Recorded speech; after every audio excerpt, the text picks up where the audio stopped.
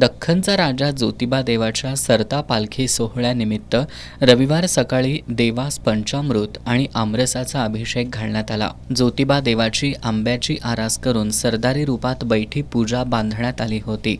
ग्रामस्थांनी सरत्या पालखी सोहळ्यानिमित्त गावामध्ये आमरसाचा नैवेद्य केला होता।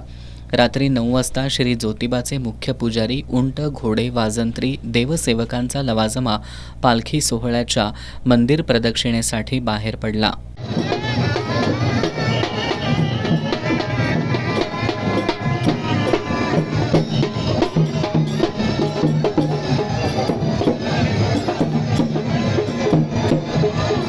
पालखी सोहळ्यावेळी फटाक्यांची आतषबाजी करण्यात आली। यावेळी स्थानिक पुजाऱ्यांनी साखर पेढे वाटले। लाखो भाविकांनी गुलाल खोबऱ्यांची उधळण करून शेवटच्या पालखी सोहळ्याचं दर्शन घेतलं। सुट्ट्यामुळे दर्शनासाठी भाविकांनी ज्योतिबा मंदिर परिसरात गर्दी केली होती। पालखी सदरेवर विराजमान झाल्यानंतर डवरी गीते सादर करण्यात आली। तोफेची सलामी झाल्यानंतर पालखी सोहळ्याची सांगता झाली।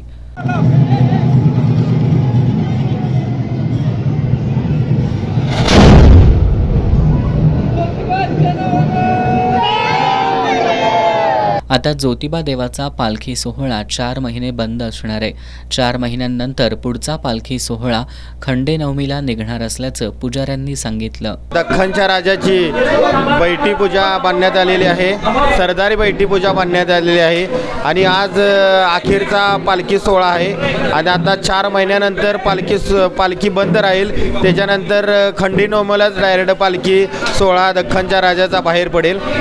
या पालखी सोहळ्यासाठी आमदार विनय गोरे, देवस्थान समितीचे सचिव शिवराज नाईकवाडी, ज्योतिबा देवस्थानचे व्यवस्थापक धैर्यशील तेवले, माजी व्यवस्थापक दीपक मेहतर, देवसेवक, मानाचे गावकरी, ग्रामस्थ उपस्थित होते।